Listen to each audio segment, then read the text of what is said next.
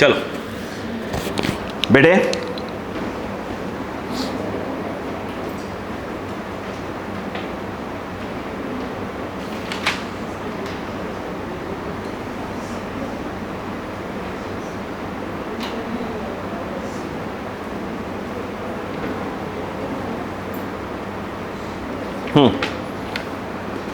चलिए क्वेश्चन जो है बेटा, चलो स्टार्ट करते हैं। बोलो, जैसे से बोलूंगा क्वेश्चन वैसे करेंगे, नहीं टफ से ही करेंगे। 55 टफ से ही करेंगे। 55 आप नंबर डालते रहे अपने पर। 55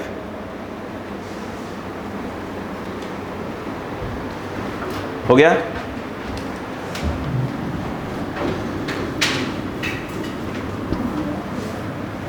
चलो यहां पर ध्यान दें। 55 ध्यान दें बेटा, एक बॉल ऐसे है, दूसरी बॉल है, तीसरी बॉल, इसका नाम A, इसका नाम B, इसका नाम C। यस, नंबर 55 की बात हो रही है। इसकी लेंथ L है, मैं क्वेश्चन पढ़ूंगा। इसकी लेंथ L है, इसकी लेंथ L है, ये सब घूम रहे हैं। ये पक्का है कि इस सर्कल में घूम रहा होगा, ये वाला इस सर्कल में घूम रहा होगा, और ये वाला इस सर्कल में घूम रहा होगा। बोलो से क्लियर है क्या? और मान लो कितने से घूम रहे हैं? ओमेगा से। मैंने बताया था इन सभी के लिए ओमेगा क्या होगा? सेम होगा। याद है जितना एंगल सब घूमते हैं। अब देखो क्वेश्चन डायग्राम बना हुआ है और क्वेश्चन लिखा है 3 आइडेंटिकल पार्टिकल्स, मासेस इक्वल हैं। Identical particles are joint together by a thread as shown in the figure. All the 3 particles are moving on a smooth horizontal plane about point A। ठीक है। If the speed of the outer most is V naught, तो कह रहे हैं then the ratio of tension in the 3 sections of the string is, ratio पूछा है। देखो outer most का दिया है, यानी उसने इसकी वेलोसिटी दे के रखी हुई है कितनी? V not. बोलो हाँ है ना। अच्छा मान लो जो नहीं पूछा उसकी बात भी कर लें। अगर मुझे ये कह दिया जाए कि आप जो है इसकी वेलोसिटी निकालो और इसकी वेलोसिटी निकालो, अगर मान लो पूछ ही लेता तो ये कुछ अजीब नहीं लग रहा है? हाँ बोलो क्लियर है क्या? अब मुझे एक बात बताओ, अगर मैं फॉर C के लिए बोलूँ, फॉर C आप पढ़े होंगे V = R ओमेगा। इसका C के लिए कितना दिया है? टेंजेंशियल कितना दिया है? ये R के नाम पर आएगा L + L + L 3L। ये क्या आ जाएगा? ओमेगा। चलो इसे पूछा नहीं था लेकिन मैंने ये निकाले। अगर ये पूछ लेता कि इनका जो एंगुलर वेलोसिटी है वो कितना है तो अपन निकाल सकते थे, क्योंकि सभी के लिए एंगुलर वेलोसिटी क्या होगा? सेम होगा। यहाँ पर हम एक चीज़ और देखें, अगर B बोलें तो V के लिए आ जाएगा VB = R ओमेगा। R के नाम पर क्या आ जाएगा? 2L और ये ओमेगा, तो ये VB = 2L ओमेगा के नाम पर आ जाएगा इतना बाई 3L। ये कट गया तो VB = 2 V not by 3L। अगर हम बात करें फॉर A तो VA = R ओमेगा, ये आ जाएगा VA, ये L ओमेगा के नाम पर क्या आ जाएगा? बोलिए V नॉट बाई 3L। तो ये कट गया तो VA = ये आ जाएगा। अगर पूछता तो हम ये निकाल लेते हैं। आ गया एक बात। अगला देखिए, अगर मैं ये कहूँ कि रस्सी में इस जगह पर अगर आप देखें टेंशन अगर T1 मान लूँ, रस्सी के इस वाले पोर्शन पे क्या मान लूँ? T2 मान लूँ, और इस वाले पोर्शन पे T3 मान लूँ। अगर मैं ध्यान से देखूँ तो C वाला जो है, C वाला फिर से मैं लिखना चाहता हूँ फॉर C, ध्यान दीजिएगा C, ये C है, उस पर टेंशन बस एक ही लग रहा है और वो कौन है? T1। और जिस सर्कल में वो घूम रहा है, बोलो ये उसका रेडियस कहलाएगा 3l। बोलो हाँ है ना। और तीनों के लिए ओमेगा क्या है, सेम है, ओमेगा सेम है तीनों के लिए, ध्यान रखिएगा। बोलो है ना। अब बताओ क्या होगा। आप देखिए T1 एक प्रकार से सेंट्रीपिटल फोर्स की तरह होगा। सेंट्रीपिटल फोर्स क्या था, mr ओमेगा स्क्वायर, आइडेंटिकल है। m r के नाम पर क्या जाएगा 3l और ओमेगा स्क्वायर। नहीं आया। अगर हम बात करें फॉर बी देखिए, बी में अगर देखें तो बी पे एक टेंशन इस तरफ है और एक टेंशन इस तरफ है। ये देखिए इस तरफ लग रहा है T1 और अंदर की ओर लग रहा है T2 और वो इस सर्कल में घूम रहा है। जिस सर्कल में घूम रहा है उसका रेडियस कितना है, 2l। बोलो क्लियर है क्या।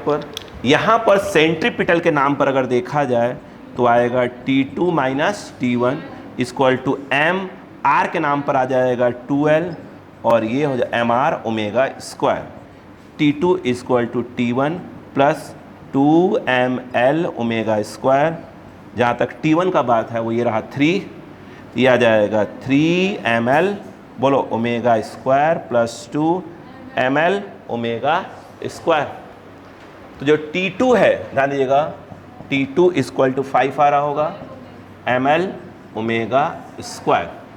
तब क्वेश्चन है क्या, ठीक। अब स्टार्ट हुआ, आपके लेवल पे आ गया है।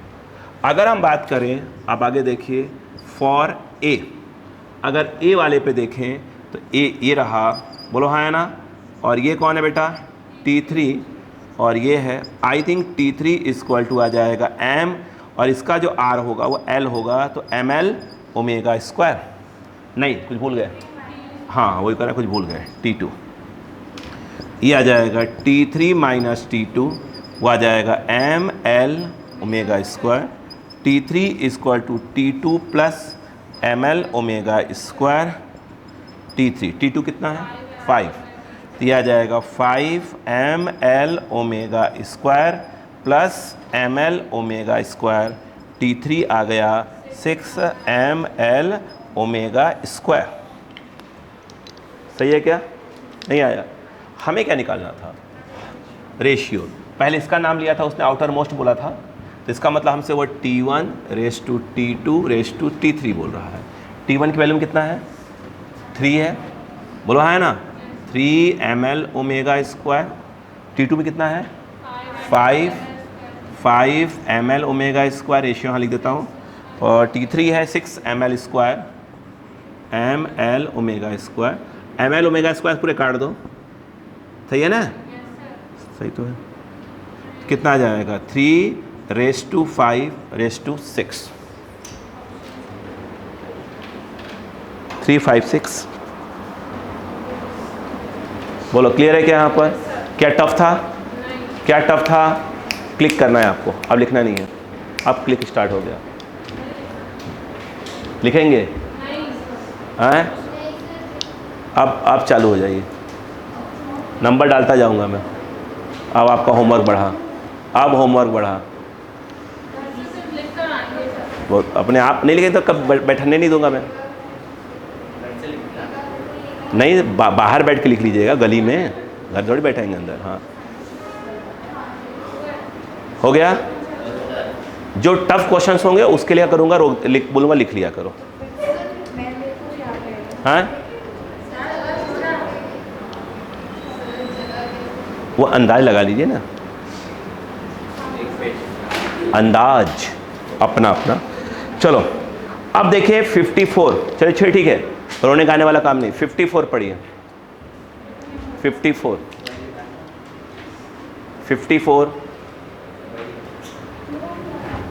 हो गया।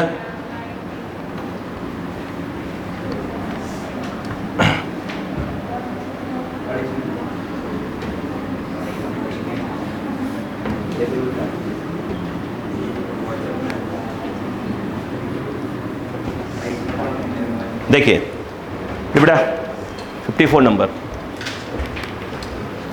मैं क्वेश्चन रीड करूंगा।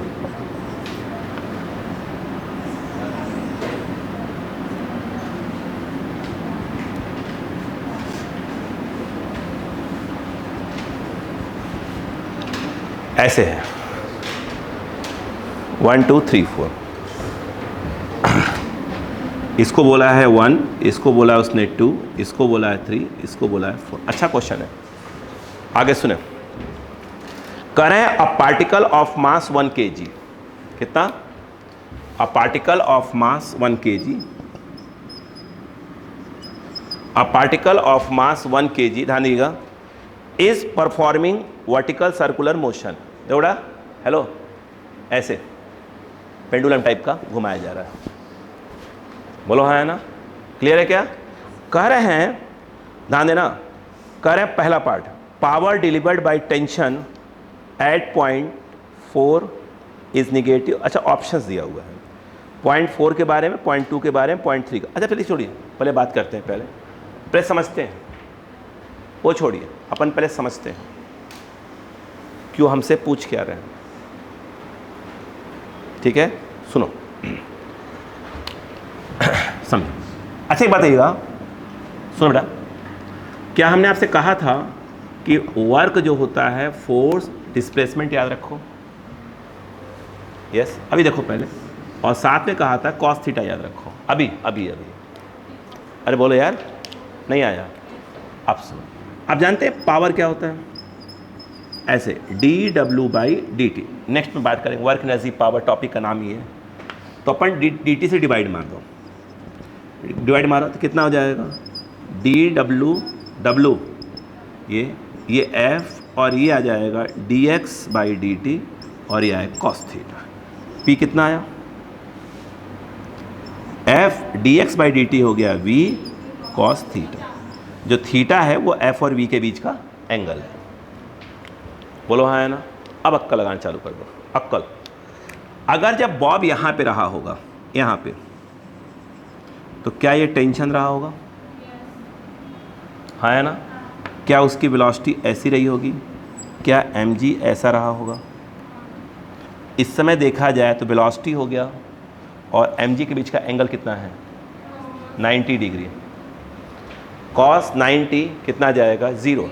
ए पॉइंट पर पावर क्या जाएगा? 0 डिलीवर। टेंशन ये रहा, वेलोसिटी ये रहा, अगेन 90 डिग्री, तो टेंशन के थ्रू भी क्या हो जाएगा? पावर क्या आएगा? 0 आएगा। नहीं आया? इधर देखो, यहाँ आ जाओ, इस पे आ जाओ, इस पे आ जाओ, यहाँ जाओ सेकंड पॉइंट पे। ये कौन है? वेलोसिटी। और 80 में ये कौन है? टेंशन। और ये mg। अगर बी पॉइंट, सेकंड पॉइंट में बात करो, तो टेंशन और वेलोसिटी कितने डिग्री पर? अगेन पावर डिलीवर क्या हो जाएगा? 0 बाय टेंशन। इधर आ जाओ, लेकिन इनके बीच का एंगल कितना है? थीटा। किसके? mg और v के बीच का एंगल थीटा। तो अगर हम बात करें एट 2 पॉइंट पे, जो थीटा है वो मोर देन 90 डिग्री है। क्या है? अगर थीटा मोर देन 90 डिग्री है तो ध्यान रखना, कॉस थीटा की वैल्यू होती है निगेटिव। कॉस थीटा की वैल्यू क्या होती है? निगेटिव। मैं भाई बायो वाले याद रखो बस। अब सुनो यानी सेकेंड पॉइंट पर अगर देखा जाए तो पावर डिलीवर्ड बाय mg क्या होना चाहिए? निगेटिव। क्यों? क्योंकि फोर्स के नाम पर आ जाएगा mg, वेलोसिटी जो भी रही होगी, मगर कॉस थीटा पूरा किस में आ जाएगा? निगेटिव में। तो सेकेंड पॉइंट पे पावर डिलीवर्ड बाय क्या हो जाएगा? mg निगेटिव आएगा, बट टेंशन के थ्रू अगेन क्या आएगा? 0 आएगा। हो गया? अगला पॉइंट, अगर आप यहाँ पे हैं, ये वेलोसिटी है, ये वेलोसिटी है, रस्सी में ये क्या होगा? टेंशन, और इस समय ये mg है। अगर आप ध्यान से देखें तो नंबर 3 पे अगर आ जाए तो आप देख रहे हैं कि टेंशन और वेलोसिटी कितने डिग्री पर है? 90 डिग्री पर है। तो पावर डिलीवर्ड बाय क्या होगा? टेंशन क्या होगा? 0। mg और v कितने डिग्री पर है? या और cos 180 कितना होता है? -1। cos 180 -1, यानी अगर देखा जाए तो 3 पर भी क्या हो जाएगा? क्या हो जाएगा? पावर डिलीवर्ड बाय mg क्या होगा? निगेटिव आ रहा होगा। नहीं आया? अब देखो, अगर आ जाए फोर्थ पॉइंट पे, ये कौन है? वेलोसिटी। ये कौन है? mg। बीच का एंगल बोलो? थीटा। अगेन देखा जाए तो 4 नंबर पर भी क्या होगा? बोलो? एट 4, वो थीटा क्या हो जाएगा? 8.4। थीटा क्या है? ग्रेटर देन क्या है? 90 डिग्री। यानी अगेन देखा जाए तो कॉस थीटा क्या आएगा, निगेटिव।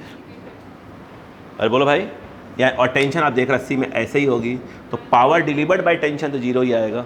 बोलो हाँ है ना, मगर mg में क्या आएगा, निगेटिव आएगा। ऑप्शन पकड़ो।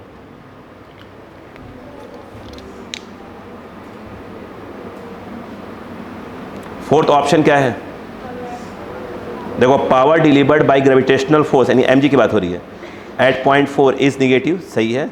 थर्ड में क्या था, power delivered by gravitational force at 0.3 is zero,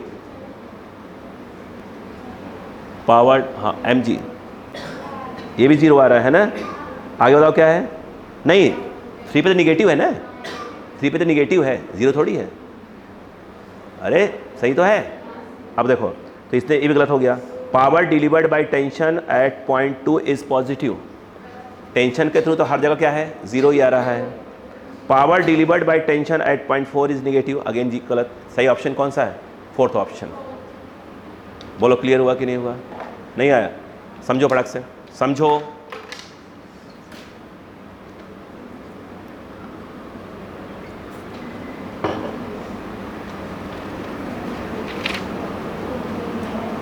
fifty three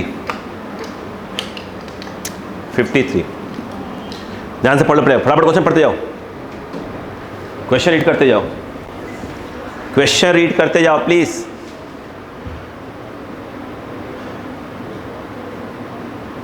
बेटा क्वेश्चन में ध्यान दो, नहीं घबरा जाओगे।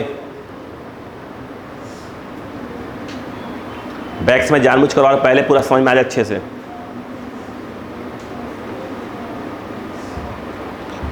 हो गया, देखो क्वेश्चन क्या है वो सुनो। करें, अच्छा पहली बात तो मैं उसका चारों ऑप्शन बना दूं ताकि आपको बात समझ में आ जाए। ये R है, T है, ये R है, ये T है, ये R है, ये T है, और एक यहाँ बना रहा हूँ R और T। देखो लिखा है if the magnitude of tangential and normal action of the particle moving on a curve in a plane be constant throughout, then which of the following represents the variation of radius of curvature with time। यहाँ जो R है वो radius of curvature है और T क्या है, time है। बोलो हाँ है ना। उसने पहले वाले में बोला है ग्राफ ऐसे बनेगा, सेकंड वाले में बोल रहा है ग्राफ ऐसे बनेगा, ऐसे पैराबोला, थर्ड वाले में कह रहा है कि ग्राफ ऐसे बनेगा, और फोर्थ वाले में कह रहा है ग्राफ ऐसे बनेगा। अब दिमाग लगाओ, उसने कहा क्या है, उसने ये कहा है कि जो टेंजेंशियल है, रिपीट पढ़ रहा हूँ, if the magnitude of, repeat कर रहा हूँ, if the magnitude of tangential and normal acceleration of the particle moving on a curve in a plane be constant throughout, हर जगह कांस्टेंट है, मतलब आपस में क्या है, कांस्टेंट क्या है, कांस्टेंट है, रिपीट कर रहा हूँ कांस्टेंट है, ठीक है। Then which of the following represents इतना। चलिए समझते हैं।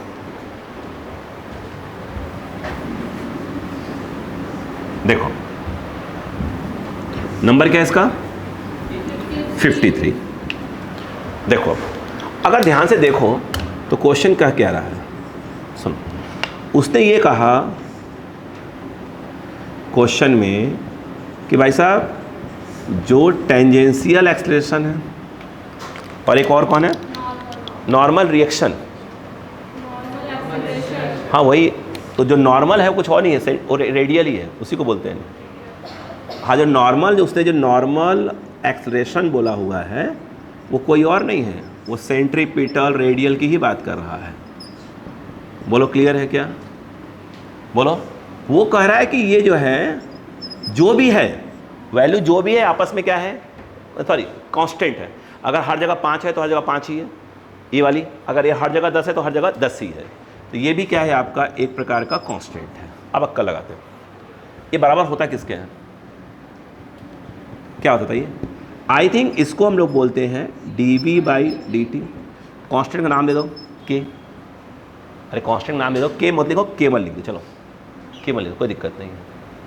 अरे बोलो ना यार, ये बताओ कि dv क्या आएगा, k1 dt इंटीग्रेशन 0 से v, 0 से t, स्टार्ट पर एस्ट ही हो रहा होगा, dv क्या आ जाएगा v, और ये आ जाएगा लिमिट 0 से v, k1t और 0 से t, क्या आएगा v माइनस 0 और k1t आ जाएगा। यानी एक प्रकार से v is directly proportional to क्या आ जाएगा, t आ जाएगा। नहीं आया?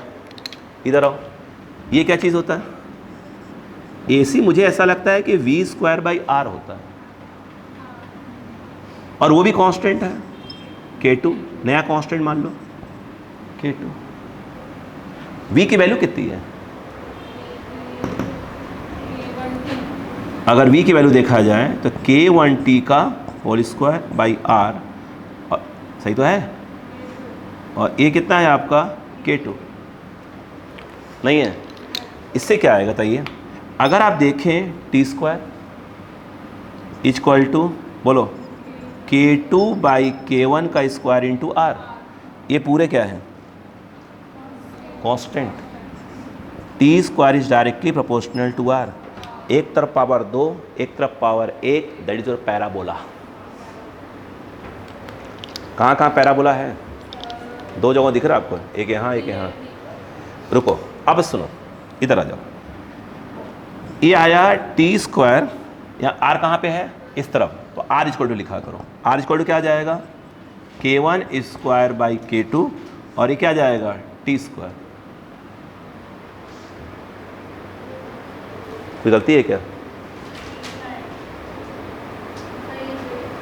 नहीं, कुछ तो गलती है। इस क्वेश्चन को ध्यान से पढ़ें तो कहीं ये लिखा है क्या कि इनिशियल 0 है, इसलिए बोला मैंने कहीं गलत है। नहीं, आप कैसे ले सकते हैं 0? तब देखो, आप यहाँ 0 नहीं ले सकते, तब कुछ लेना पड़ेगा आपको। कितना ले लिया अपन ने? मान लिया v0, तब 0 नहीं कर सकते। तो यहाँ पर प्लस क्या आ जाएगा, v0। अब ऐसे 0 थोड़ी बोल दोगे बिना वजह का, तो यहाँ पर ही आ गया। बोलो क्लियर है क्या? हाँ, ऐसे 0 नहीं बोल दीजिए भाई, तो घबरा जाएगा काम। बोलो क्लियर है क्या? यहाँ पर भाई उसने बोला था क्या 0? नहीं, तो मैंने 0 कैसे ले लिया था? देखो बता रहा मैं क्या सोच रहा हूँ। देखो इधर आओ, ये बताओ, अब बताओ कितना आया? v कितना है? v है k1t plus v0 square by क्या आ जाएगा, r इक्वल टू कितना हो जाएगा, k2। अब बताओ यहाँ पे क्या आएगा, k1t प्लस v0, बोलो हाँ है ना? अरे बोलो भाई, यहाँ पर क्या है, स्क्वायर, बोलो भाई, और यहाँ पर इक्वल टू क्या आ जाएगा, k2r। बात अभी भी वही है, एक तरफ क्या है, स्क्वायर है, एक तरफ स्क्वायर नहीं है। अब ध्यान देना, बनेगा तो क्या, पैराबोला। अब सुनो, मैं ये कह रहा था कि put t equal to 0 by time, यहाँ पर क्या होगा, 0, टाइम यहाँ पर 0। ये तो पक्का है कि ये और ये तो बनने वाला नहीं। अगर दोनों तरफ पावर कितना होता, 1, तो हम स्ट्रेट लाइन के बारे में बात करते हैं। और इसमें हर 0 टाइम पर भी r उतना ही है, इसमें भी उतना ही है। ये तो कब होता है, जब r इक्वल टू क्या होता, कोई कांस्टेंट आया होता जो टाइम पे डिपेंड नहीं करता, तो ये वाला ग्राफ होता। और अगर ऐसा होता कि r इधर होता और इधर क्या होता, k1t पावर क्या होता, 1 ही होता, तो कौन बनता, ये वाला बनता। बोलो हाँ है ना? नहीं आया? अब देखो यहाँ पर कमाल, देखो जब t इसमें 0 पुट करोगे तो क्या आएगा, ये 0, ये बच जाएगा। यानी देखा जाए तो v0 square is equal to k2r, तो r इक्वल टू क्या आएगा बताओ, v0 square by r, sorry k2। यानी कहने का मतलब क्या हुआ कि जब आप t0 पुट करते हैं, t0 पुट करते हैं तो r की वैल्यू कुछ न कुछ आ रही है। नहीं आया क्या? t0 पुट करने पर r की वैल्यू कुछ न कुछ आ रही है। और उसके बाद जब जब t बढ़ता जाएगा तो पूरी क्वांटिटी क्या हो जाएगी, बढ़ती जाएगी, तो r बढ़ता हुआ चला जाएगा। नहीं आया? आया क्या? सही ग्राफ ये रहा। इसको लिख सकते हैं, इसको लिख लीजिए, इसको लिख लीजिए।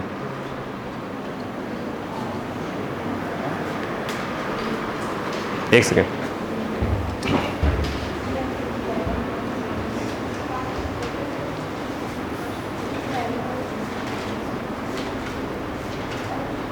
ओके, आपका इंटरवल स्टार्ट हो गया।